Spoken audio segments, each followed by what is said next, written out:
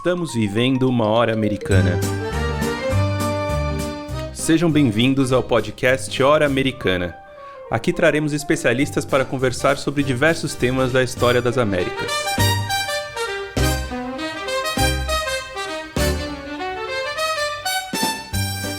Meu nome é Caio Pedrosa e estão aqui meus companheiros Luiz Calil, Priscila Pereira, André Ferreira e Evelyn Acrucci. O episódio de hoje tem como tema as teorias sobre o povoamento da América. E para conversarmos sobre esse assunto, convidamos André Strauss, professor do Museu de Arqueologia e Etnologia da USP.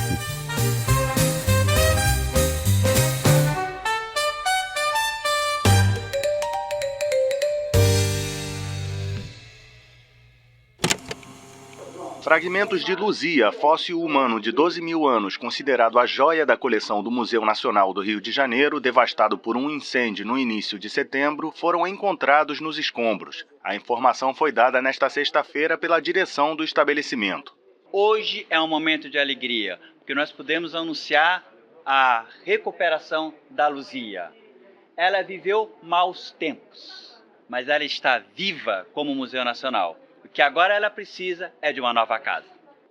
Segundo o diretor do museu, 80% dos fragmentos já foram identificados e esse número ainda pode aumentar. Nós encontramos 100% do material que é o material da Luzia. O que nós precisamos agora fazer é recompor, reconstituir esse material para ter certeza o quanto é que pode ter sido perdido. Mas o mais importante, a Luzia existe, ela está aqui, ela não foi destruída.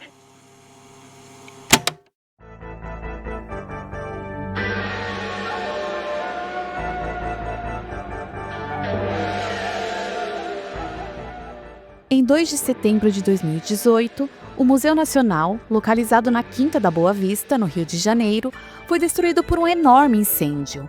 Entre os milhões de itens queimados, estava o crânio e outras partes do esqueleto de Luzia, um dos fósseis humanos mais antigos encontrados na América. Felizmente, como você pôde ouvir no trecho da notícia que abriu o episódio, os vestígios de Luzia conseguiram ser recuperados dias depois, em meio aos escombros. Encontrado nos anos 1970 na região metropolitana de Belo Horizonte, o fóssil de Luzia acabou sendo conhecido para além do mundo acadêmico, não apenas por sua antiguidade, mas também pela reconstrução de sua aparência física, realizada na década de 1990, e que você já deve ter visto em algum livro, revista, documentário ou material didático. Essa reconstrução ressaltava em seus traços e na cor da pele características associadas a povos africanos, o que, no entanto, não significava uma migração direta entre a África e a América, mas diferenças genéticas entre os grupos humanos que teriam alcançado o nosso continente através do extremo norte via Estreito de Bering. Assim como em muitos outros casos de descobertas de vestígios remotos da presença humana na América, as afirmações e teorias produzidas a partir do crânio de Luzia geraram, e ainda geram, intensas disputas entre os pesquisadores.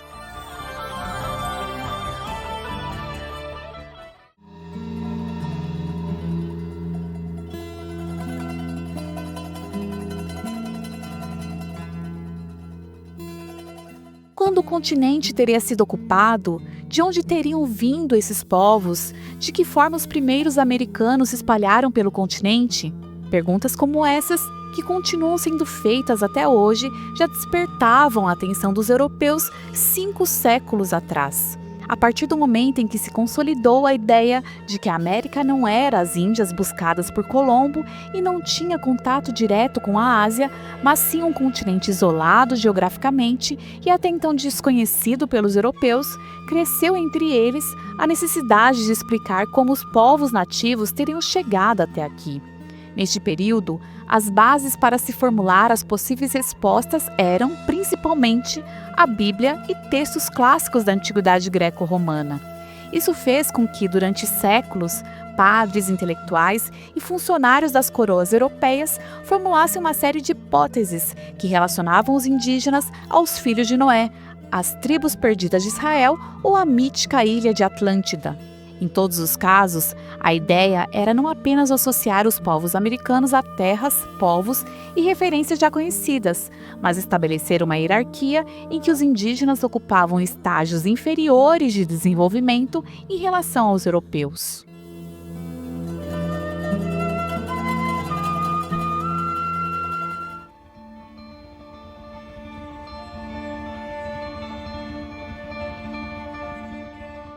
A partir do século XIX, no entanto, esse debate passou a se afastar cada vez mais do âmbito religioso para se tornar um tema que mobilizou diversas áreas, de historiadores e arqueólogos a químicos, físicos e linguistas. As constantes descobertas de novos sítios arqueológicos em diferentes partes do continente, aliadas ao desenvolvimento de novas técnicas que permitiam avanços na datação de vestígios humanos, geraram uma enorme quantidade de teorias sobre como, quando e por que os primeiros habitantes do nosso continente teriam alcançado essas terras. Teorias que, como veremos durante a entrevista, geraram debates acalorados que ganharam contornos nacionalistas e até mesmo processos judiciais.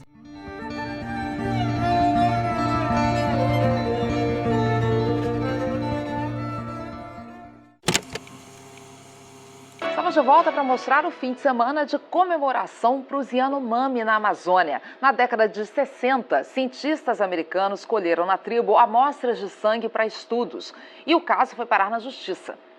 No meio da floresta amazônica, uma cerimônia que esperou décadas para acontecer.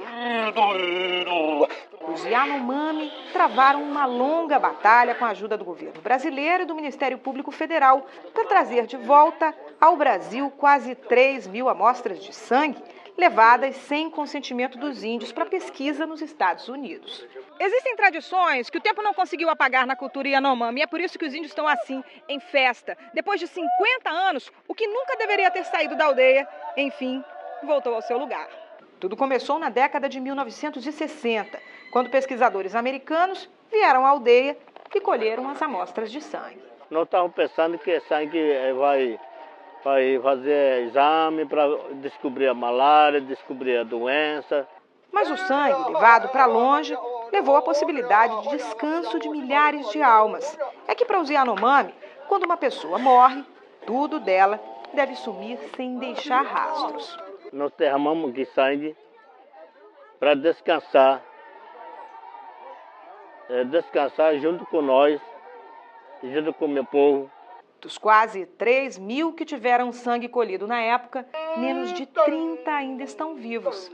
Emocionados, participaram da cerimônia junto com toda a aldeia.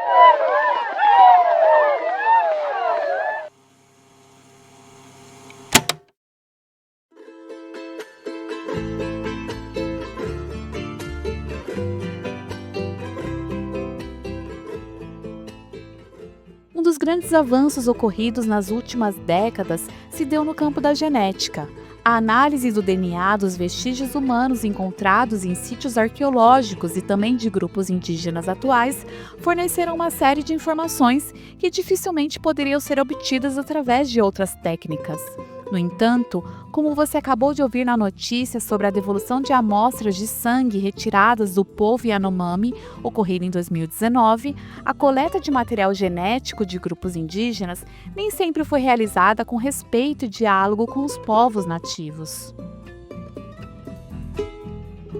Ainda hoje, e provavelmente por um longo período, esse longo e tortuoso debate continuará em aberto. Contudo, ainda que não haja uma resposta definitiva, se é que isso algum dia será possível, pensar sobre o povoamento do nosso continente levanta uma série de questionamentos e problemas que ainda estão presentes até hoje.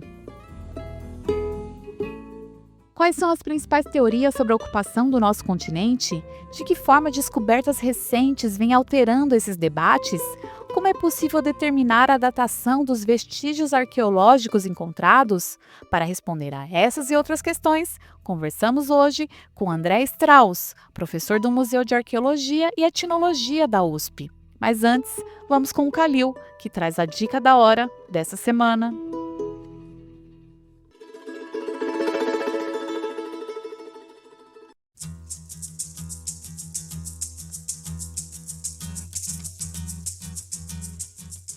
A dica de hoje é o livro Admirável Novo Mundo, escrito por Bernardo Esteves e publicado pela Companhia das Letras em 2023. Nesse livro, o autor, que é jornalista especializado na área de ciências, inverte o título do clássico romance do Aldous Huxley para falar não de um admirável mundo novo distópico, mas sim do passado do nosso continente, que também era conhecido durante o período colonial como Novo Mundo. Para isso, ele faz um enorme apanhado dos estudos feitos por dezenas de pesquisadores em diferentes partes da América desde o século XIX até o presente. Muitos desses estudos, autores, sítios arqueológicos acabarão sendo citados aqui pela gente na nossa conversa com o André Strauss daqui a pouco. O Bernardo, ele consegue abordar uma série de questões bem complexas e científicas, como os meios de datação de vestígios humanos, os debates sobre se eles de fato seriam vestígios humanos, ou se não seriam resultado de ações naturais, ou até mesmo produzidos por outros animais, e ao mesmo tempo, ele consegue relacionar esses assuntos com questões do presente, destacando, por exemplo, os embates intelectuais, mas também os dilemas éticos que envolvem a pesquisa em áreas indígenas. Um dos casos que ele descreve que mostra muitas dessas questões é o do homem de Kennewick, um esqueleto humano muito antigo encontrado nos Estados Unidos e que permaneceu durante anos sendo alvo de disputas jurídicas entre cientistas e comunidades indígenas locais até ser enterrado. Para quem se interessar pelo tema da nossa conversa de hoje, vale muito a pena ir atrás desse livro. Fica a dica então, o livro Admirável Novo Mundo, escrito por Bernardo Esteves e publicado pela Companhia das Letras em 2023.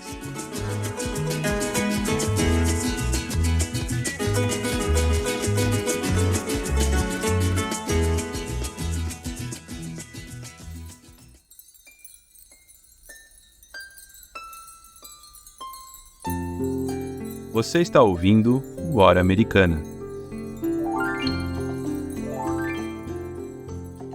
Olá, ouvintes do Hora Americana. Vamos iniciar mais uma entrevista do nosso programa.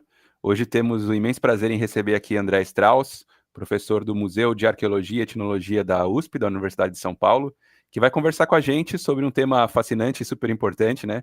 Que é o tema do povoamento da América. A gente vai conversar sobre as teorias aí sobre o povoamento da América. Então, muito obrigado por ter aceitado o convite, André.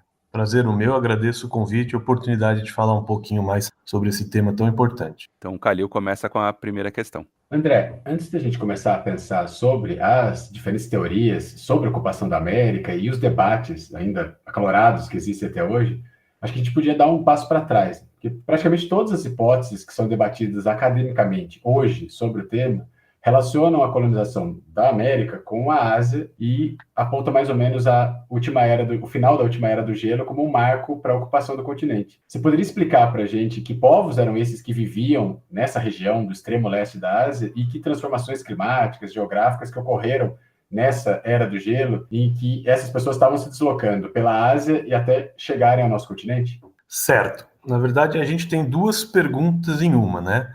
Mas elas são excelentes para começar a conversar sobre o povoamento da América, porque elas inserem o povoamento da América num processo mais amplo de colonização global do Homo sapiens. Então, fazendo uma longa história curta, o Homo sapiens surge há mais ou menos uns 300 mil anos na África, e aproximadamente há 50 mil anos, ainda que existam algumas teorias de saídas mais cedo, mas vamos ficar com a de 50 a 45 mil anos, ele sai da África e coloniza muito rapidamente toda a Eurásia, né, desde a Europa, Ásia, Sudeste Asiático e até as partes mais ali próximas da Oceania. Isso tudo aconteceu, né, então na Era do Gelo, porque a Era do Gelo basicamente são, né, períodos que a gente teve nos últimos 1,8 milhões de anos, que, como o nome diz, o mundo era muito mais frio. E a gente sabe que isso ocorreu na forma de vários ciclos de períodos gelados, que duravam em torno de 100, 120 mil anos, interrompidos por rápidos intervalos mais quentes, né, de cerca de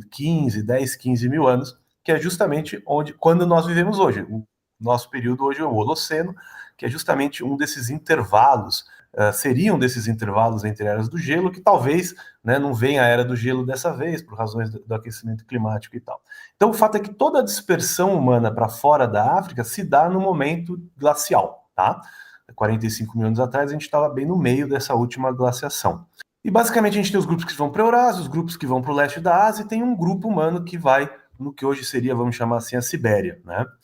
E esses grupos permanecem nessas regiões por dezenas de milhares de anos, onde eles vão se diferenciando. No caso desses ancestrais humanos que vão para o leste da Ásia, eles vão ser os ancestrais dos atuais chineses, japoneses, coreanos, né? Essas populações que hoje habitam o leste asiático. Já no caso dessa população humana que diverge para o norte, vamos assim dizer, né, para a região da Ásia, essa população ela praticamente desaparece depois de um evento fundamental, que é o último máximo glacial, né? Então, dentro de cada era do gelo, a gente tem o pico do frio, que é o que a gente chama de máximo glacial. E o último máximo glacial, que é um termo que aparece muito quando a gente está estudando o povoamento da América, é justamente, como o nome diz, né, o máximo glacial dessa última glaciação, né, que foi essa que aconteceu entre basicamente 120 e 18 mil anos atrás. Respondendo a sua pergunta, né, sobre o último máximo glacial, basicamente foi um momento tão frio, que muitas dessas populações que habitavam essas latitudes mais elevadas da Eurásia tiveram que fugir, né, ou para o sul ou para o leste, terminando ali no Estreito de Bering. Acontece que essas populações que migraram para o sul se encontraram com os ancestrais dos chineses atuais.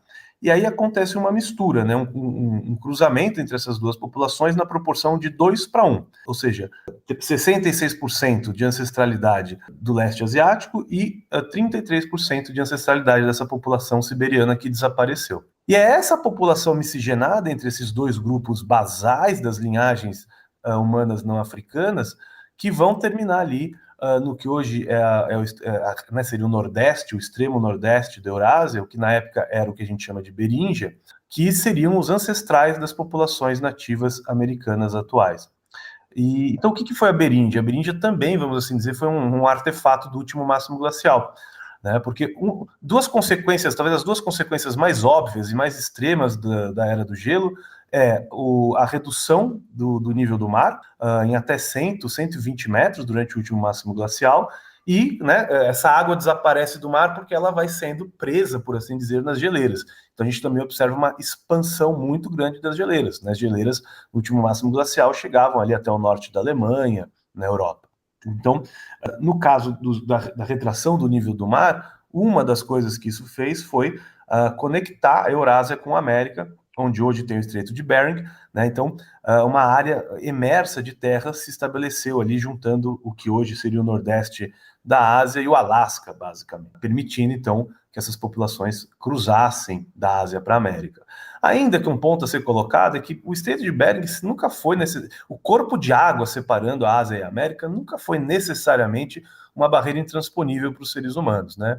Até espécies pré-sapiens já tinham feito já haviam cruzado corpos da água expressivos, né? Mas aí vem a grande barreira, né? Assim, por que o ser humano... Porque se você pensar, o ser humano sai da África há 50 mil anos atrás, coloniza praticamente toda a Eurásia, e ele só para mesmo em dois ambientes que param o ser humano, né? Um, que são a Polinésia e as ilhas distantes da Oceania. Então, o ser humano não conseguiu cruzar ali, né, depois das Ilhas Solomão, só muito mais tarde, com a cultura lapita, e a Polinésia, então, ainda mais tarde. E também as áreas de altíssima latitude, que levou aí pelo menos uns 10 mil anos para eles conseguirem colonizar.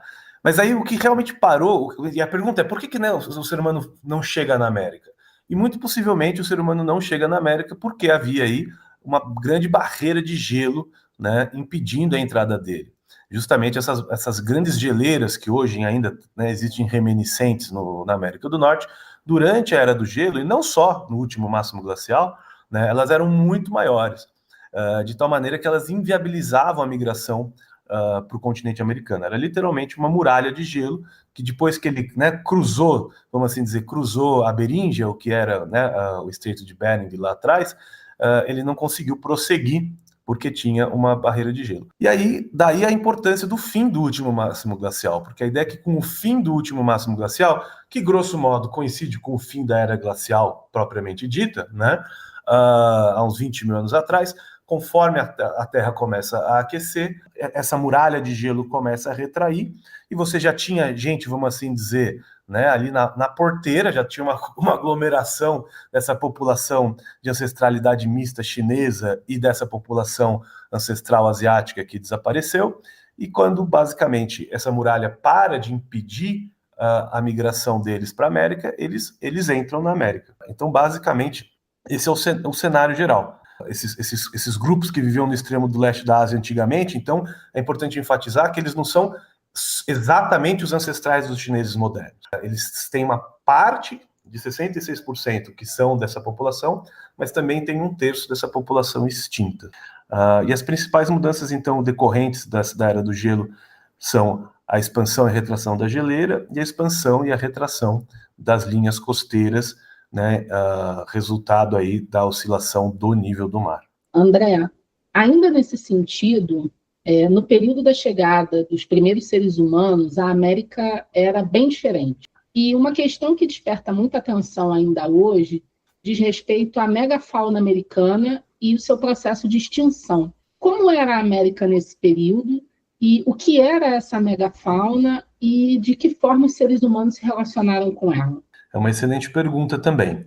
Acho que, para começar a responder, a gente tem que sempre ter em mente que quando a gente fala América, a gente está falando num continente gigantesco. E mais do que gigantesco, ele é um continente que tem um eixo enorme alinhado ao longo das mais variadas latitudes terrestres, enquanto que a Eurásia, na verdade, tem uma extensão muito maior na sua longitude.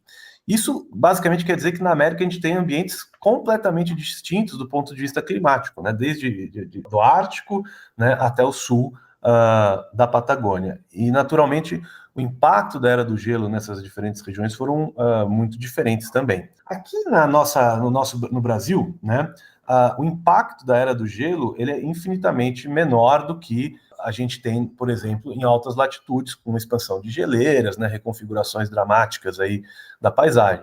Claro, muda a distribuição da cobertura vegetal, mas, grosso modo, não tem mudanças tão dramáticas, ao contrário do que acontece na América do Norte.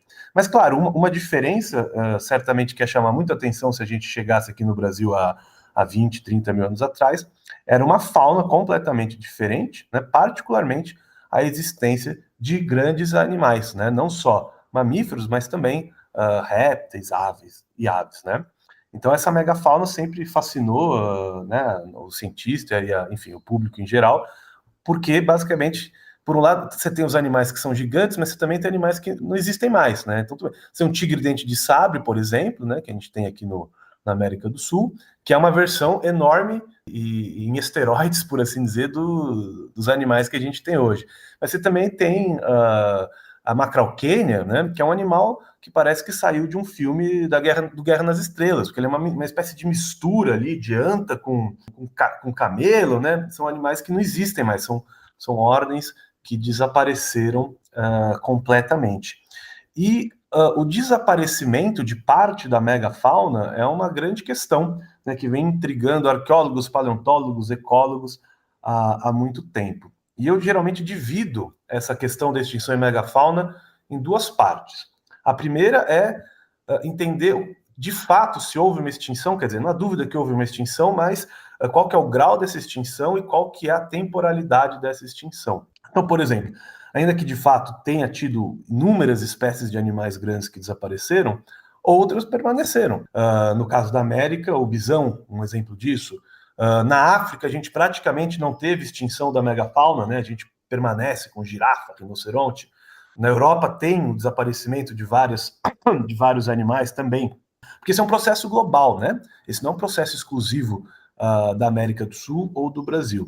Então esse é um dos primeiros aspectos, né? E o segundo aspecto é entender se as diferentes espécies desapareceram todas ao mesmo tempo ou não. Por quê? Porque isso nos leva à segunda parte do problema, que é entender a causa dessa extinção e, particularmente, se o ser humano esteve ou não envolvido nesse processo. Quer seja diretamente pela sobrecaça, quer seja de maneira indireta pela predação dos ecossistemas onde esses animais viviam anteriormente. E aqui fica difícil de separar os fatores, porque as coisas acontecem mais ou menos ao mesmo tempo. Que coisas? No caso da América, a chegada do ser humano, o desaparecimento da megafauna e o fim da Idade do Gelo, que essas coisas estão todas relacionadas, tá? Então, por um lado, você pode argumentar assim, não, talvez não tenha sido o ser humano, porque você tem, no fundo, uma fauna profundamente adaptada à Era do Gelo, e quando ela termina, basicamente as mudanças ambientais faz com que não seja mais possível para esses animais sobreviverem, né? Aí o contra-argumento é assim, tá, mas esses animais existem por milhões de anos e, portanto, eles já passaram por vários períodos interglaciais sem desaparecer, né? O que faz sentido. O que tem de novo nesse período glacial, nessa última transição? A presença humana. E não há qualquer dúvida que os seres humanos na Eurásia e na América caçavam megafauna, né? Inclusive, muitos desses grupos euroasiáticos, do Paleolítico Euroasiático, eram especialistas em caçar megafauna. E esse talvez é um detalhe que às vezes as pessoas não percebem, que por mais que na Idade do Gelo os ambientes fossem mais inóspitos, né? Acho que certamente a gente pode falar assim, por outro lado eram ambientes extremamente ricos em recursos animais, né? Os mamutes, né, esses grandes animais que basicamente tem o corredor do mamute, né, na Eurásia, que basicamente são as estepes, né, os grandes pastos naturais da Eurásia, que durante a Idade do Gelo eram muito maiores do que são hoje, né, começando ali no que basicamente hoje é a Ucrânia e seguindo quase até o extremo leste da Rússia, né, esse ecossistema abrigava esses animais enormes que, por sua vez, né, estavam assim, no topo de uma cadeia ecológica que permitia a sobrevivência com recursos em abundância. Então, os seres humanos naturalmente se adaptaram e se especializaram na caça da megafauna. Na América do Sul, por outro lado, a gente tem pouca evidência direta, especialmente no Brasil, de que os seres humanos estariam caçando a megafauna. Agora, se isso é uma questão, né, de preservação, de viés de preservação, se isso de fato mostra um comportamento diferente, focando nos animais de médio porte, é difícil de dizer. Tem autores argentinos que vão argumentar que há uma forte correlação entre a distribuição espacial das pontas de projéteis do Holoceno inicial e a presença de megafauna. Então, dando suporte à ideia de que a megafauna foi caçada por esses humanos, possivelmente a um ponto que contribuiu para a sua extinção. Então, a verdade é que a gente hoje, para a América do Sul, especialmente, a gente não consegue ter certeza, né, de qual foi a causa principal da extinção da megafauna. Eu, particularmente, acredito que é um conjunto desses fatores, né? Desde a ação humana, da caça, né, o impacto indireto dos seres humanos nesses ambientes. É bom lembrar que o ser humano também é megafauna, né? Nós somos grandes, então, certamente, alguns nichos aí a gente deve ter entrado em competição com esses animais, né, relegando eles para áreas ecologicamente marginais em relação ao que eles tinham anteriormente, né? Então é isso, é um tema extremamente complexo, né? Mas que e muito ativo, né? É um tema ativo de pesquisa, tem vários grupos no Brasil, de arqueólogos, de paleontólogos, na América do Sul de forma geral, que seguem tentando entender esses inúmeros fatores que eu mencionei para você. Para começarmos a pensar, então, em diferentes hipóteses de colonização do nosso continente, seria interessante falar um pouco sobre o povo Clovis, né, e a teoria em torno dele, né, que é inescapável para pensar esse processo de ocupação da América e as teorias em torno dessa ocupação. O que foi essa cultura Clovis e de que forma que ela impactou esses estudos sobre a ocupação da América? Então, Clovis é o nome de uma localidade nos Estados Unidos, no estado do Novo México, se não me engano, onde foi descoberto, lá na primeira metade do século XX, uma ponta de projétil, uma ponta de lança, associada com ossos de um mamute. Se não me engano, o mastodonte, mas acho que foi um mamute, tá? E na época, para entender por que isso foi tão revolucionário, a gente vivia o debate sobre a existência ou não do que na época se chamava o homem glacial americano, ou paleolítico americano, né? Porque um pouco antes disso, ali ao longo do século XIX, na Europa, teve todo um processo também muito difícil, muito sofrido, né, da comunidade científica aceitar a profundidade da existência do humano na Terra, né? Foi um debate profundamente teológico e, enfim, muitas vezes violento, porque basicamente foi um dos pilares para desestruturar as leituras bíblicas, né? Desvalidar, na verdade, as leituras literais da Bíblia, que na época eram tão importantes. Então, na Europa, ao longo do século XIX, se descobriu que existiam ocupações humanas muito antigas, inclusive espécies, né, no caso Neandertal e o heidelbergensis, anteriores ao ser humano, né? Então, era natural, até certo ponto, que se imaginasse que na América do Norte podia existir alguma coisa parecida.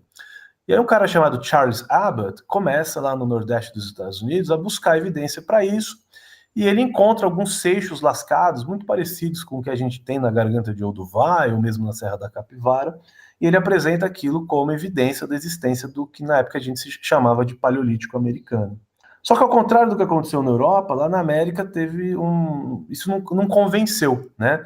Dois acadêmicos muito importantes, o Holmes e o Hardlicka, eles desde cedo começaram a questionar a validade tanto da natureza humana, daqueles seixos fraturados, como da antiguidade do material, né, que aparecia. E esse debate foi ficando cada vez mais acalorado, né, e foi esse debate nessa época que se estabelece, vamos assim dizer, o tom dos debates sobre o povoamento da América como uma linha acadêmica muito visceral, muito violenta, muitas vezes com ofensas pessoais, né, com os diferentes campos, os teóricos das diferentes hipóteses muito entrincheirados, né, homens muito sensíveis, quase histéricos, na verdade, envolvidos nesse processo.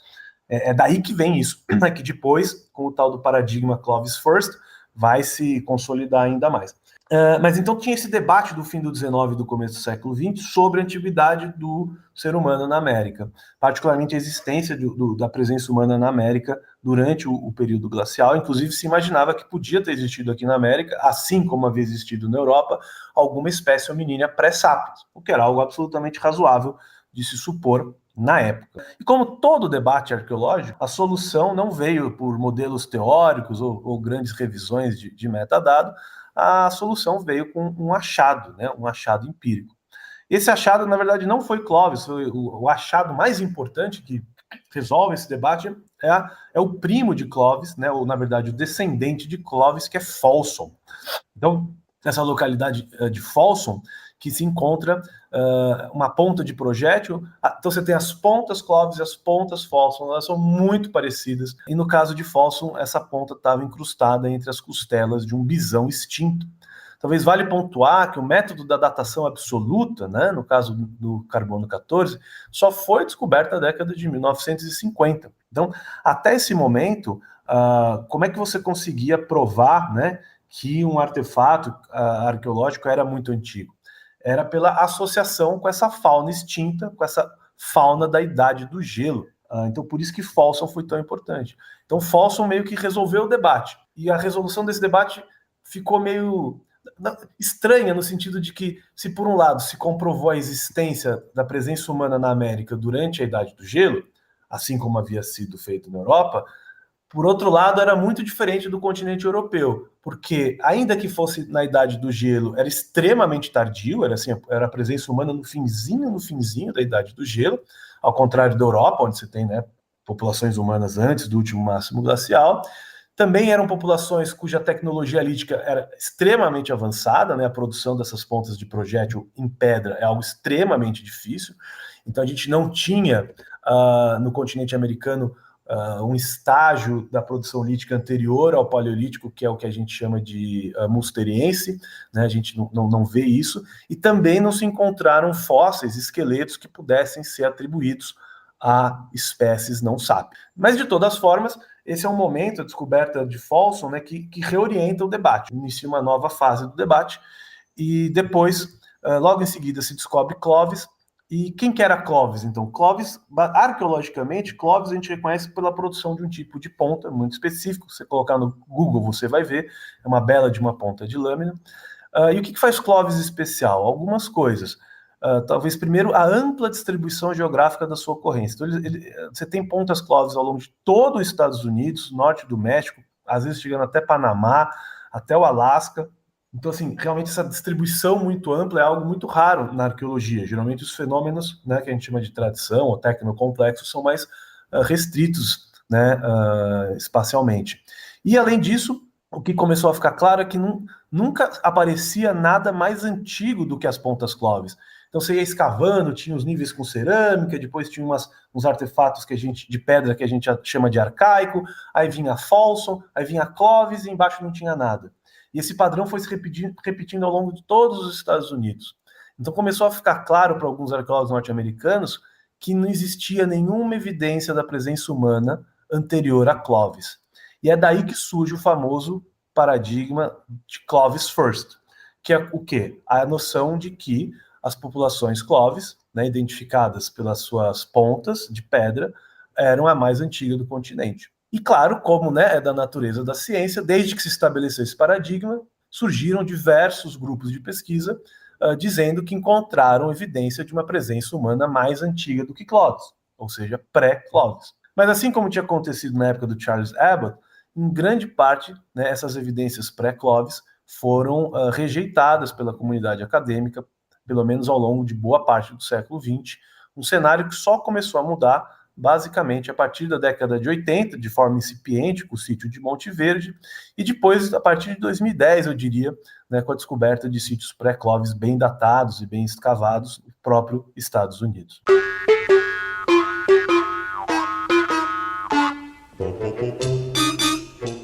Olá, ouvintes do Hora Americana. Eu sou Beatriz e espero que você esteja gostando do episódio. Estou passando aqui para te lembrar que no nosso Instagram e também no nosso canal do YouTube, @Hora Americana, temos diversos outros conteúdos, como mais informações sobre o convidado, dicas de leitura, músicas do episódio, indicações de filmes e muito mais. Lá, você também pode entrar em contato com a gente, deixar comentários e sugestões, além de apoiar o trabalho do Hora Americana e contribuir na divulgação científica da história das Américas. Nos vemos por lá.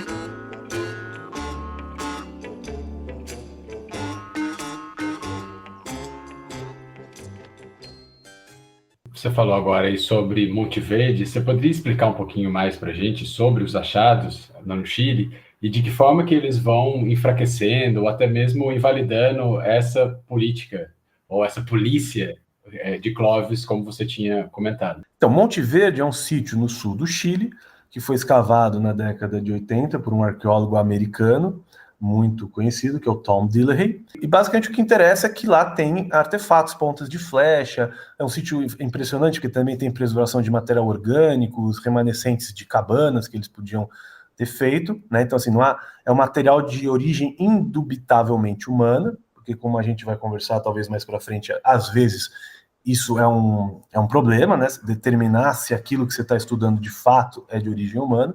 No caso de Monte Verde, não há qualquer dúvida sobre isso. E o grande destaque de Monte Verde são as datas. Na verdade, Monte Verde tem 3 níveis estudados. Tem os superiores também, mas vamos focar nos antigos. Inclusive alguns de 30 mil, 20 e tantos mil. Mas o foco das publicações ficou em torno desse que está mais seguramente datado, que ele está datado em torno de 13.500, 14 mil anos. Portanto, o sítio de Monte Verde teria basicamente a mesma idade. Eu esqueci de falar isso na resposta anterior, né? O complexo Clovis, depois com o radiocarbono, foi datado em torno aí de 14 a 13 mil anos atrás, grosso modo. Então, Monte Verde era uma evidência de um sítio no sul da América do Sul que tinha exatamente a mesma idade, ou muito parecida, com os sítios Clovis. Portanto, né, partindo do pressuposto de que o ser humano veio de norte a sul, e você tem um sítio com a mesma idade aqui no sul do continente, isso implicaria, né, implicaria na existência de populações mais antigas do que Clovis na América. Então essa que é a grande relevância de Monte Verde. E como eu mencionei antes, Monte Verde não foi o primeiro sítio a propor isso, de forma alguma. Provavelmente já tinham dezenas, se não mais de centenas de propostas anteriores a Monte Verde. O que foi diferente em Monte Verde é que houve uma certa, ainda que não absoluta, aceitação pela comunidade acadêmica. E Monte Verde também se insere, né, numa época, você falou da polícia de Clovis, né, que já é um tema, vamos assim dizer, já é quase mais uma questão de história da ciência do que uma questão de povoamento em si, né? Essa noção de que muitas vezes circula, de que o cepticismo dos arqueólogos que não se convenciam das evidências pré-Clovis o faziam não com bases científicas, mas por alguma espécie de inclinação imperialística, geopolítica norte-americana, né? Alguma coisa nessa linha, que eu pessoalmente considero uma grande bobagem, mas não há qualquer evidência factual que suporte essa interpretação. Eu posso falar mais sobre isso depois, se vocês quiserem, né? Ainda que o caso de Monte Verde é interessante, porque eu acho que ali foi um caso onde, né, o fato do arqueólogo responsável ser um norte-americano com muita autoridade, né, muito bem relacionado e respeitado nos Estados Unidos, eu acho que certamente isso pesou para a aceitação, ainda que parcial, de Monte Verde, enquanto outros sítios não tiveram esse mesmo privilégio. Mas eu argumentaria que o problema não foi a falta de rigor crítico com os demais sítios. O problema foi... o problema não foi o excesso de rigor crítico mediado por uma agenda geopolítica com os demais sítios. O problema foi a falta de rigor crítico que foi aplicada a Monte Verde por causa, né, da posição, vamos chamar assim, socioacadêmica do seu arqueólogo responsável. E eu acho que isso sim, na minha opinião, é uma crítica válida. André, pensando em sítios arqueológicos encontrados no Brasil, alguns deles despertam a atenção para além dos pesquisadores, chegando inclusive aos meios de comunicação. É o caso, por exemplo, dos vestígios encontrados na região da Serra da Capivara. Você poderia falar um pouco sobre essas descobertas e os debates que existem sobre elas? Então, a Serra da Capivara é uma região de grande importância na arqueologia brasileira, né, que começa a ser investigada na década de 70 e que desde então vem sendo pesquisada constantemente, né? A Serra da Capivara ganha notoriedade tanto no meio acadêmico nacional e internacional como entre o grande público pelas descobertas originariamente do sítio Boqueirão da Pedra Furada, onde, né, a arqueóloga Niede Guidon e colaboradores encontraram seixos de rio feitos de quartzo, de diversos tamanhos, mas basicamente ali, entre um sabonete e um celular, vamos dizer assim, com fraturas, com quebras, que foram interpretadas pelos arqueólogos como evidência de que esses seixos fraturados haviam sido lascados por seres humanos. Em outras palavras, esses seixos fraturados foram interpretados como evidência da presença humana. Isso por si só não seria nada notório, mas o que acontece é que o Boqueirão da Pedra Furada foi datado em mais de 50 mil anos, inclusive com datas chegando até 100 mil anos atrás.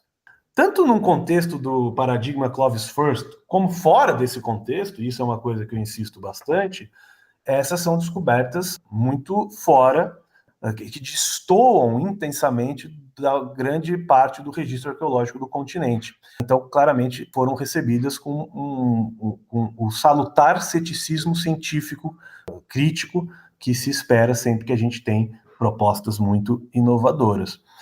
Isso levou a um debate muito acalorado dentro da academia, e, inclusive, de novo, né, um debate que muitas vezes é representado como sendo um debate entre o bem e o mal, né, e que no Brasil acabou assumindo tons profundamente nacionalistas, inclusive dentro da academia, o que é bastante lamentável. Mas, né, de novo, essa lógica de que as descobertas lá no Nordeste foram recebidas com muito ceticismo pela comunidade científica, particularmente internacional, porque eram mulheres do terceiro mundo, e, enfim, esses caras tinham esses Yankees, enfim...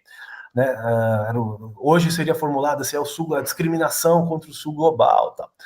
Mas não faz muito sentido por várias razões, né? Primeiro que as críticas talvez mais ferrenhas, ou entre as críticas mais ferrenhas, estavam os próprios arqueólogos brasileiros, que inclusive deu processo na justiça, tudo dentro do Brasil. Arqueólogos dos mais diferentes gêneros e orientações sexuais, diga-se de passagem, né, que criticaram intensivamente a validade, né, da natureza antrópica dos seixos fraturados da Serra da Capivara.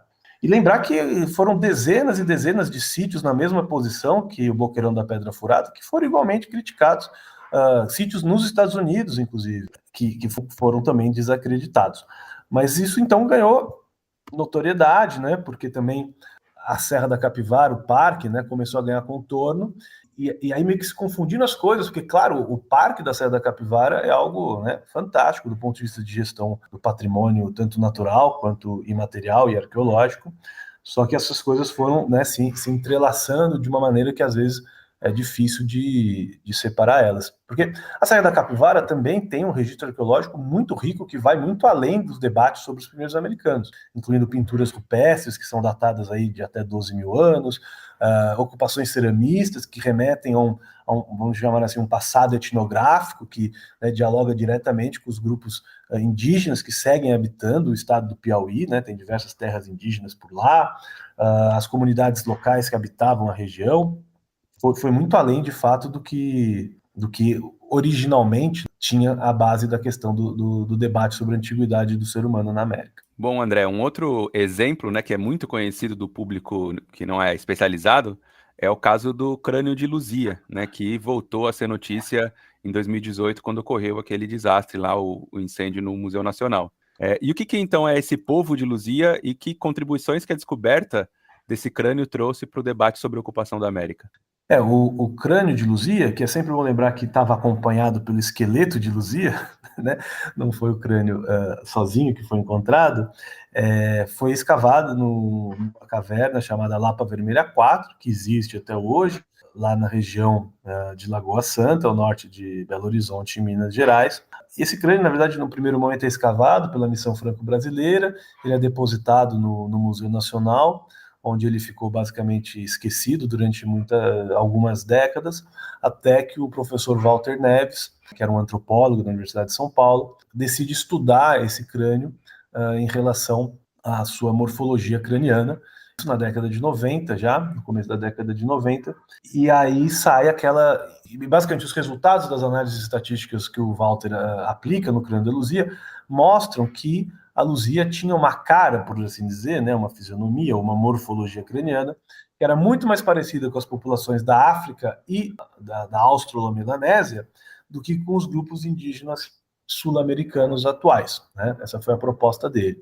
Concomitantemente, de forma independente, um especialista britânico em reconstrução facial forense, o professor Richard Neve, ele fez uma reconstrução facial com base no crânio da Luzia, que, né, ganhou a capa da revista Veja, que na época era, né, muito lida, era um veículo muito importante, e essa cara, né, basicamente representava graficamente os resultados estatísticos do Walter, ou seja, se você olha a face da Luzia, que eu acho que quase todos os brasileiros conhecem, né, ela tem uma cara muito africana, e não é uma cara que nos lembre, pelo menos, né, assim, de forma geral, os grupos indígenas brasileiros, ainda que isso pode ser qualificado, porque isso é só uma parte da história.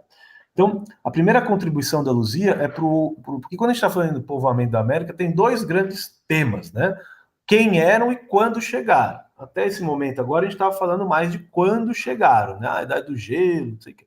Agora a gente está falando quem eram esses caras. Então, essa noção de que... Então, a Luzia basicamente passou a noção de que talvez antes dos ancestrais dos indígenas atuais, teria havido aqui no Brasil, né, bom, na América, uma população anterior. Porque a ideia é de que, como essas caras são muito diferentes, muito possivelmente a Luzia seria uma outra população. Aí, com relação à Luzia, vale dizer que ela é um esqueleto, né, mas que na região de Lagoa Santa, em cavernas próximas àquela onde foi encontrada a Luzia, foram encontrados centenas de outros esqueletos, na Gruta do Sumidouro, Cerca Grande, Lapa do Santo, né, tantos outros sítios, né? E que o Walter Neves, ele também analisou esses outros esqueletos, chegando à mesma conclusão, tá? Ao mesmo tempo, a Luzia também ganhou muito destaque porque ela foi apresentada como o esqueleto mais antigo da América. E na época, mas ainda, em um ponto assim, ela foi apresentada como o esqueleto mais antigo da América, mas na verdade não era tão antigo assim, né? A idade que propuseram para a Luzia girava em torno, se não me engano, de 13.500, 14.000 anos. Na década de 90, isso era algo muito impactante, né? Porque a gente ainda estava operando na lógica do Clovis I. Então, da mesma maneira que Monte Verde seria uma evidência que romperia com esse paradigma, também a existência de um esqueleto no Brasil Central com idade próxima a Clovis teria as mesmas implicações, né? Talvez mencionar que no Brasil, além de Lagoa Santa e além da Serra da Capivara, a gente tinha já no século passado mais pelo menos 2 sítios com datas pericontemporâneas a Clovis, né? Lapa do Boquete, Lapa do Dragão, acho que não estou esquecendo mais nenhuma, né? Mas todas essas datas, que na época eram datas muito antigas, são datas que ainda operam aí entre 13 e 14 mil anos, né? Então, não são tão antigas assim.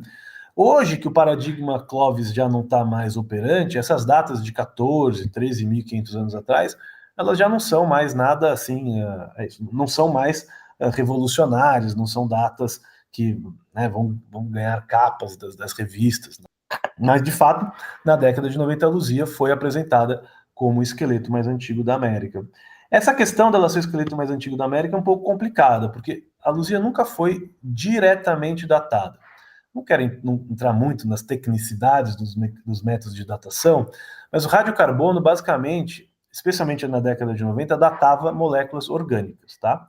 O problema é que, no caso de esqueletos, de ossos, o que a gente faz? A gente joga um ácido no osso para dissolver a fração mineral do osso, e aí sobra a fração orgânica do osso, que basicamente é colágeno. E é esse colágeno que é datado. Então, como a gente está datando alguma coisa que estava completamente inserida dentro da matriz do osso, a gente considera que essa é uma data muito segura, muito confiável, ainda que, como tudo na vida, tem algumas questões que podem trazer problemas para esse tipo de data. Mas no caso da Luzia, apesar de várias tentativas, até o momento nunca se conseguiu extrair o tal do colágeno e fazer uma datação direta. O que se fez foi datar carvões ao longo da sequência, pegar um carvão que estava próximo ao esqueleto, datar esse carvão e inferir que o esqueleto tem a mesma idade do carvão. Só que aí entram vários problemas. O primeiro é de que os ossos do esqueleto de Luzia estavam dispersos aí verticalmente em mais de 1,5 metro. Em outras palavras, né, você tinha o esqueleto, imagina, você encontra o esqueleto e continua escavando, e 1,5 metro para baixo você encontra o crânio. Né? Então, assim, já não é uma situação estratigráfica ideal. E também, como foi uma escavação feita muito tempo atrás, os métodos utilizados não eram aqueles que a gente tem hoje, né? Então, assim, não foi feito o que a gente chama de processos de estudos dos processos de formação, que é uma espécie de geologia sedimentar dos sítios arqueológicos. Então, é muito difícil da gente ter certeza se essas associações que foram feitas lá atrás são confiáveis ou não. E mesmo hoje em dia a gente sabe que mesmo em depósitos relativamente bem estruturados, você tem uma variação da datação de cada nível. Então, assim, é muito difícil. A verdade é que a gente não sabe a idade da Luzia exatamente. Por outro lado, uma coisa que eu sempre falo assim, a gente não tem como ter certeza se a Luzia é o esqueleto mais antigo da América. Mas eu tenho quase certeza que a Luzia foi o esqueleto arqueológico encontrado a maior profundidade da América. Porque, ao contrário da grande parte dos outros sítios de Lagoa Santa, e na verdade do Brasil, onde você tem cavernas, abrigos rochosos de onde são encontrados esqueletos, né? Normalmente esses esqueletos estão a 1 metro, 2 metros de profundidade, se muito. Aliás, poucos sítios arqueológicos no Brasil são mais profundos do que 2 metros, menos de 3 metros deve dar para contar na mão. Mas na Lapa Vermelha 4, a equipe francesa, coordenada pela Madame Perret, que era uma grande arqueóloga, já muito experiente, né, francesa, eles continuaram descendo e o crânio e o esqueleto de Luzia estavam, se não me engano, não me falha a memória, 13 metros de profundidade, 12 metros, não lembro agora exatamente, mas extremamente profundo. E, de fato, o contexto desse achado ele é muito, muito, muito particular, porque também nos outros sítios de Lagoa Santa a gente tem diversos esqueletos, são verdadeiros cemitérios, né, por assim dizer. Enquanto que na Lapa Vermelha só se encontrou um único esqueleto, que era o esqueleto de Luzia. Então, eu pessoalmente acho que, de fato, Luzia tem tudo para ser, ou teria tudo para ser o esqueleto mais antigo das Américas, né? Agora, a gente tem novos métodos de datação que talvez poderiam ser aplicados a ela. Não sei, eu não vi a Luzia depois do incêndio no Museu Nacional, né? Então não sei se haveria aí fragmentos disponíveis de osso para fazer esse tipo de análise, mas, de fato, Luzia é um fóssil muito especial. E talvez a maior contribuição da Luzia, que eu acho que, pelo menos na minha época de vida, ela se transformou de longe no maior ícone midiático e imagético da arqueologia brasileira. Talvez tinha Miss Sambaqui, mas eu diria que talvez a gente pode até falar que foi o primeiro ícone arqueológico nacional, né, conhecido em todas as regiões do país, e isso foi muito importante. O valor disso é imensurável, né, para a valorização da arqueologia, para a preservação do patrimônio. Então a Luzia tem um valor que vai muito além das questões estritamente arqueológicas, sobre a idade, sobre a sua ancestralidade, mas ela teve um papel fundamental, né, no amadurecimento da arqueologia no Brasil.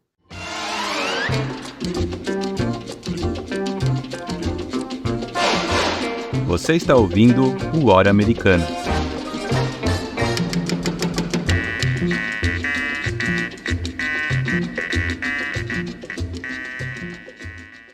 Bom, André, você comentou agora aí nessa última resposta sobre outros processos de datação mais recentes que poderiam, talvez, né, ser utilizados em vestígios como o da Luzia ou, enfim, de outros, né? Você poderia falar um pouco mais sobre essas técnicas recentes de datação e como que elas funcionam, o que que elas podem mostrar para a gente que técnicas mais antigas não eram capazes?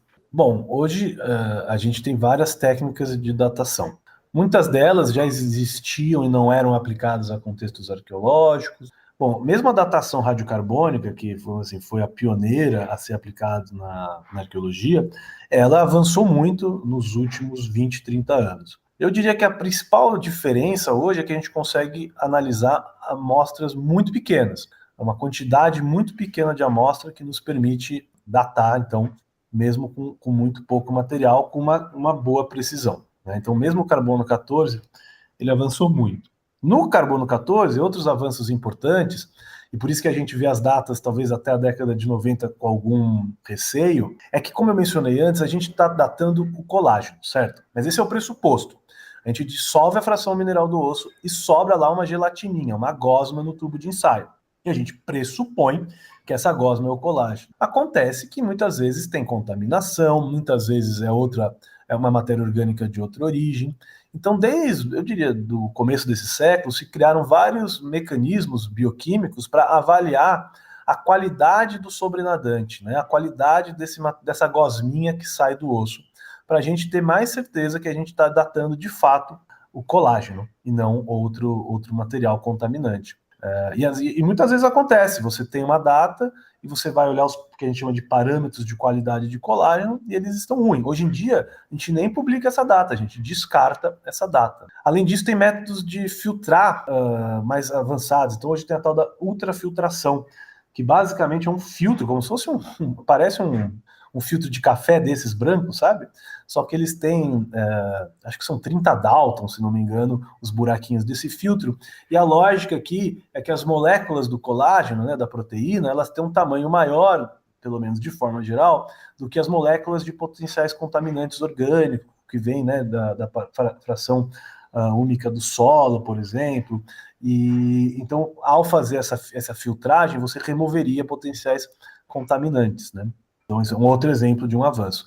Ainda nos métodos baseados em decaimento radioativo, hoje a gente tem a possibilidade de aplicar, por exemplo, o método do urânio-tório, que é um método que tradicionalmente se usava só para... o princípio subjacente é idêntico do carbono 14, o que muda entre esses métodos é o limite do método, que é um reflexo da meia-vida de cada um desses elementos. Então, o carbono 14, por exemplo, ele tem um limite de aplicação até 50 mil anos, grosso modo.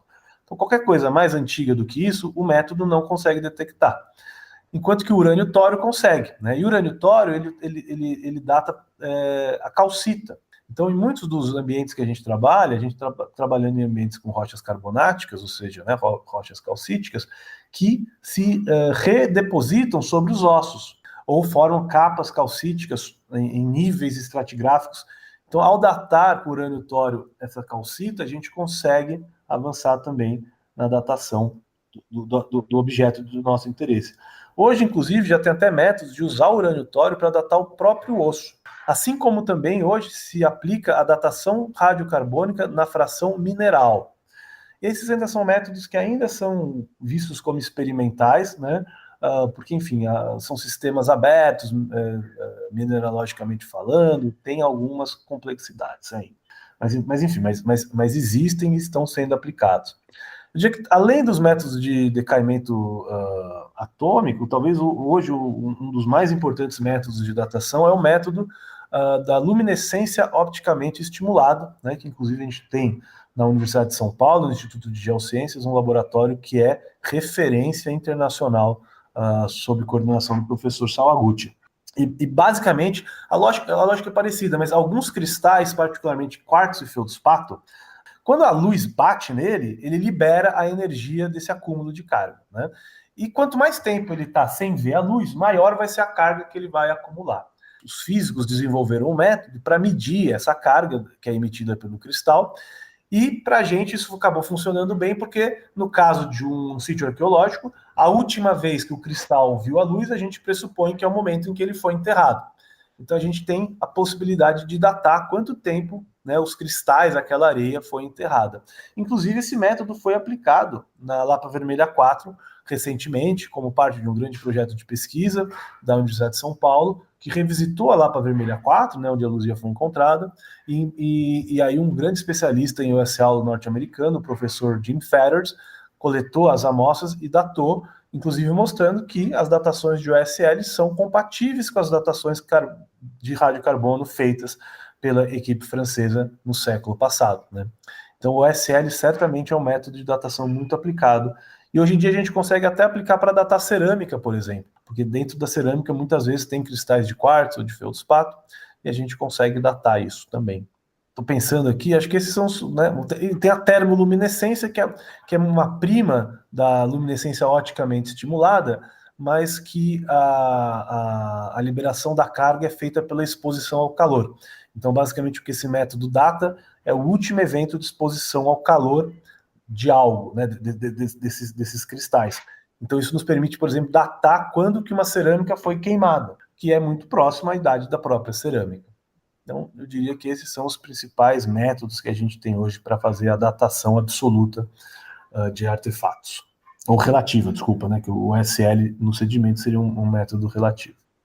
André, para encerrarmos a questão dessas diferentes hipóteses, você poderia apontar o que vem sendo descoberto nos últimos anos? Que hipóteses vêm ganhando ou perdendo força a partir das inovações tecnológicas e descobertas mais recentes? Então, talvez primeiro delinear quais eram as duas grandes hipóteses, né? E aqui é importante para mim separar aquilo que eu chamo do modelo pré-Clovesinho e do modelo pré-Clovison. Que nem a gente conversou antes, tinha esse tal do paradigma Clovis, que basicamente dizia que não existia ser humano na América antes de 14 mil anos atrás. Esse paradigma, ele caiu nos últimos anos, basicamente por novas descobertas arqueológicas. Sítios como Page Ladson, Copper Ferry, Deborah Friedkin, enfim, vários sítios que foram descobertos e publicados nos últimos 10, 15 anos, que mostraram, né, e hoje 99% das pessoas estão convencidas disso, de que havia uma ocupação pré-Clovis na América. Agora, é preciso cuidado, porque todos esses sítios estão datados em no máximo 15.500 anos. Ou seja, o paradigma Clovis First caiu? Caiu.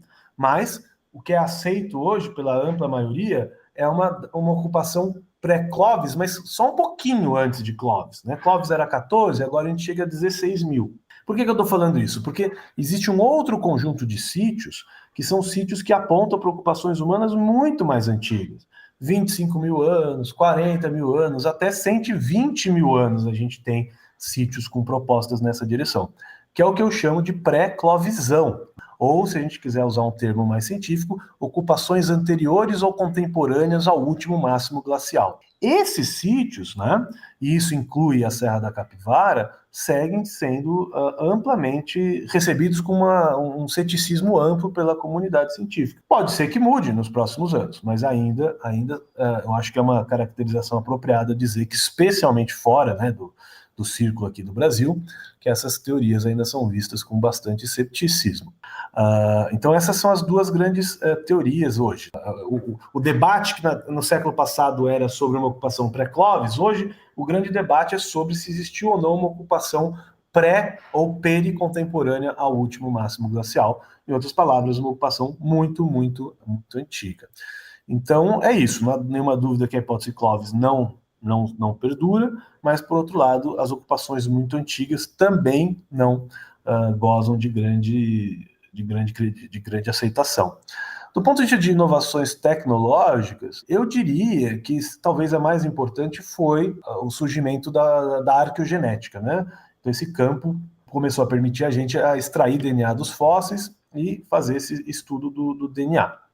No caso da América, o estudo do DNA, né, dos indivíduos, dos esqueletos de Lagoa Santa e outros sítios antigos mostraram o quê? Que todos esses indivíduos até 10 mil, 11 mil anos atrás, porque isso é uma coisa que, assim, independentemente de qual seja a idade do povoamento da América, o fato é que os esqueletos humanos só começam a aparecer no registro arqueológico há aproximadamente 12, 11 mil anos atrás. A gente não tem nenhum esqueleto, talvez a Luzia tenha, mas assim, praticamente nada mais antigo do que 12 e certamente nenhum esqueleto humano na América com mais de 14 mil anos, tá? Isso simplesmente não existe.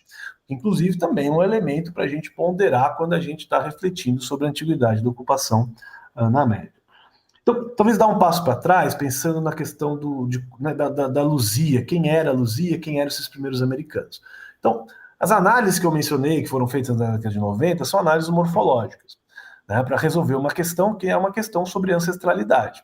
Claro que o ideal é aplicar métodos moleculares, é aplicar o DNA. Né? Você não vai fazer um teste, se você quer saber fazer um teste de paternidade, você não vai sair com um paquímetro medindo a cabeça das pessoas, faz um teste de DNA. Então, ainda na década de 90, os genetistas de população começaram a estudar a genética das populações nativas americanas, chegando basicamente à conclusão de que todas as populações nativas americanas, para baixo do Ártico, né, que é o que nos interessa aqui, compartilham um único ancestral comum, que, de acordo com o método do relógio molecular, teria, né, um ancestral comum a não mais do que, vamos dizer, 16 mil anos atrás. Talvez até um pouquinho menos, mas deixa 16 mil anos atrás. Então a genética sempre foi um campo, né, uma linha de evidência que não ornava muito bem com a ideia de uma presença humana muito antiga na América. Muito bem, né, mas claro, havia a possibilidade de que as linhagens mais representantes dessas possíveis populações mais antigas simplesmente não estavam representadas entre os nativos americanos atuais, quer seja pelo impacto que a invasão europeia teve, né, enfim, o impacto demográfico nessas populações nativas americanas, mas mesmo antes da chegada dos europeus, né, como em qualquer continente do mundo, também o continente americano, né, tinha experimentado e vivenciado uma série de expansões populacionais que levaram ao desaparecimento, ou pelo menos à diminuição drástica da variação de outras populações, a expansão do Império Inca, a expansão dos Tupi-Guarani, a expansão... Enfim.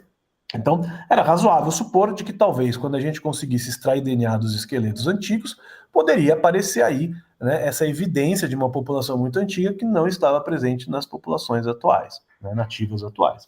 Mas os resultados, fazendo uma longa história curta, pelo menos até o momento, né, ainda é um campo em desenvolvimento, nada impede que amanhã chegue um resultado que mude isso, e eu torço para que isso aconteça, porque vai fazer o nosso campo de estudo ficar muito mais interessante, mas o fato é que até o presente momento, todas as análises arqueogenéticas realizadas no continente americano não dão suporte, né, para uma hipótese da existência de populações muito antigas.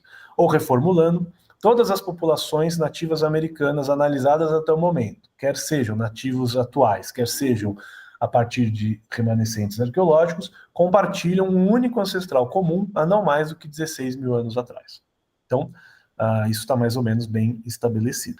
Então, isso é uma contribuição dos dados genéticos para a questão de quando, né? Porque se eles compartilham uma população, um ancestral comum há não mais do que 16 mil anos atrás, a gente vê, né, essa data como também sendo a data correspondente à chegada dos grupos ancestrais no continente americano. Uma outra maneira que os dados genômicos contribuem para a questão da cronologia do processo de ocupação é que os dados genômicos permitem você datar os eventos de mistura de duas populações. Então, se você tem duas populações diferentes e elas se encontram, né, e elas se misturam, você consegue datar quando aconteceu esse evento pelo padrão, né, tamanho, pelo padrão de distribuição dos elementos que a gente tem no DNA de cada uma dessas populações ancestrais. E no caso da América, a gente viu que as populações ameríndias, as populações nativas americanas, elas derivam de uma população miscigenada entre as populações ancestrais dos chineses e as populações do norte da Sibéria, que não existe mais. E quando você data esse grande evento de miscigenação, essas datas estão em torno de 22, 23 mil anos atrás. E a gente sabe, ou a gente presume, né, que esse evento de miscigenação deve ter acontecido na Eurásia, né?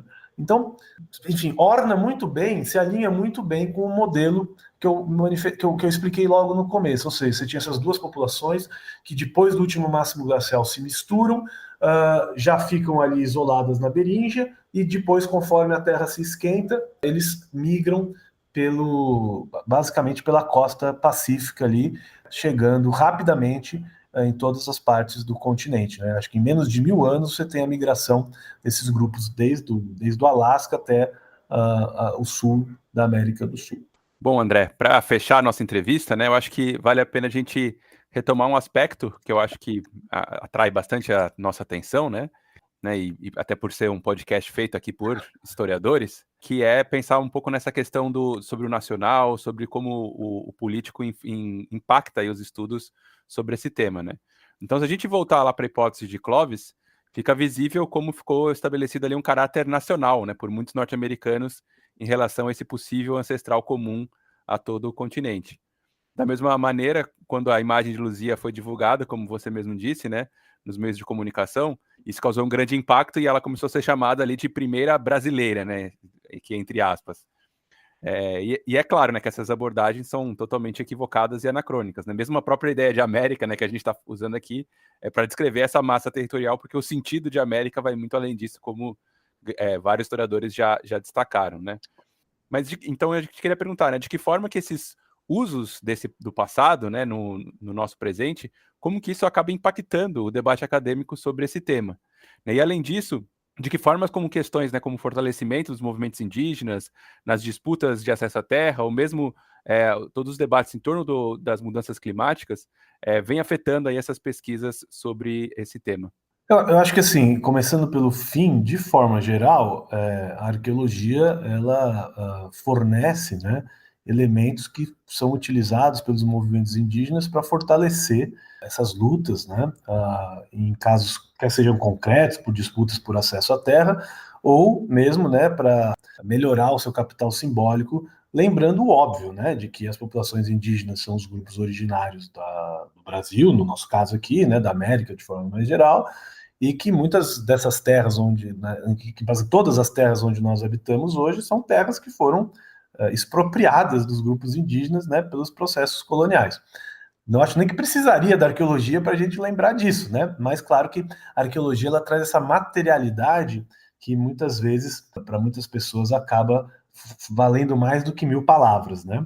Então, especialmente no Brasil, essa relação, de forma geral, eu entendo que é muito positiva. Inclusive, hoje a gente tem, né, toda uma arqueologia indígena no Brasil.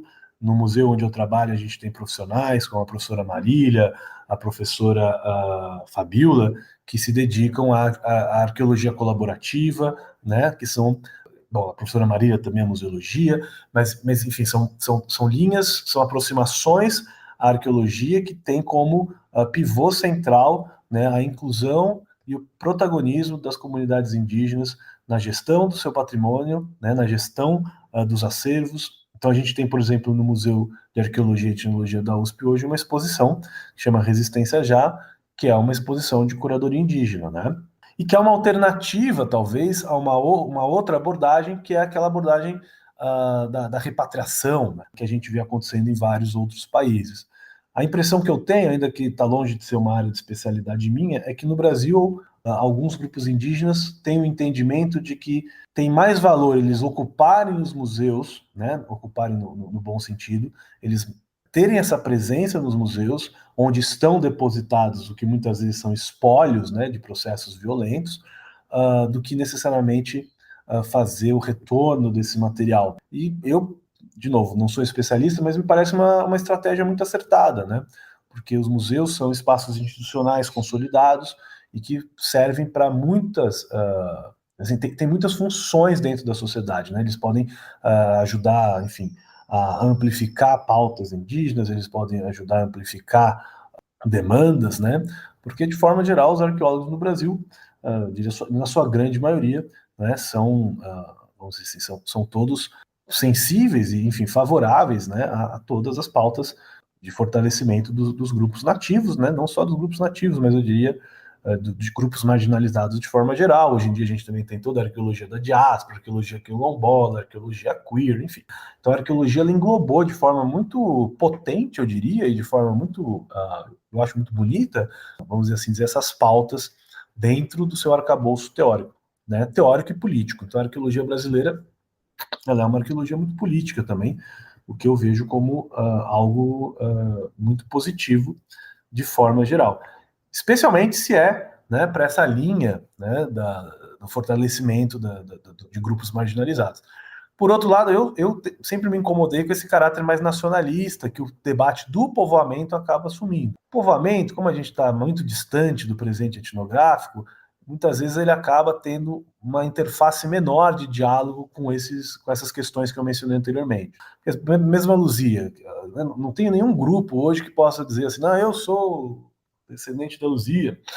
Pelo menos até agora não apareceu, porque ela é muito antiga. Você pensar mesmo, né, na sua ancestralidade, quem que era o seu ancestral há 12 mil anos atrás? Né? Então, fica muito mais difícil. Mas, por outro lado, né, quando você tem essa nacionalização, ou se vincula esse nacionalismo, não é bom, né? Quer seja nos Estados Unidos, quer seja aqui, especialmente se você está querendo desenvolver um trabalho científico de qualidade, porque cria um conflito de interesse profundo entre os resultados obtidos e a pauta, vamos assim dizer, nacionalista. Isso também existe, para ser franco, nas pautas mais identitárias dos grupos marginalizados, e são questões que tem que ser avaliada, né, caso a caso, as melhores maneiras de proceder. Mas, de forma geral, a arqueologia é uma disciplina muito politizada e politizável, mas que eu acho que no Brasil, salvo algumas exceções, ela tem sido, vamos assim dizer, utilizada de uma forma muito positiva e muito progressista, e eu espero que continue nessa direção. Então, muito obrigado, André, pela sua presença no Hora Americana. Foi excelente a entrevista, né? Muito interessante, vários assuntos aí que deixam a gente pensando sobre uma série de questões. Então, muito obrigado por esclarecer essa problemática que, para a gente, né, às vezes, como historiadores, abordamos também pouco aí nos nossos cursos, né, nos nossos debates. Então, muito obrigado, André, pela sua excelente entrevista. Eu que agradeço, Caio, Luiz, Evelyn, pelo convite. Gostei muito de participar, as questões estavam muito bem feitas e estruturadas. Parabéns aí à produção do podcast. E agradeço a todos que nos escutaram. Um grande abraço. O Hora Americana desta semana fica por aqui. Este programa é um projeto de extensão interinstitucional com membros da Universidade Estadual de Londrina, Universidade Federal Rural do Rio de Janeiro, Universidade Federal de Juiz de Fora e Instituto Federal do Sul de Minas Gerais. O Hora Americana tem produção de Caio Pedrosa, Luiz Calim, Priscila Pereira, André Ferreira e Evelyn Acrucci. A divulgação e criação de conteúdo para as mídias sociais é de Beatriz Portela, Hugo Cardoso, Maria Eduarda Sagiorato e Maria Cristina Mantovani. A edição é de Caio Pedrosa, Maiara Victória da Silva e Giovanna Beccari.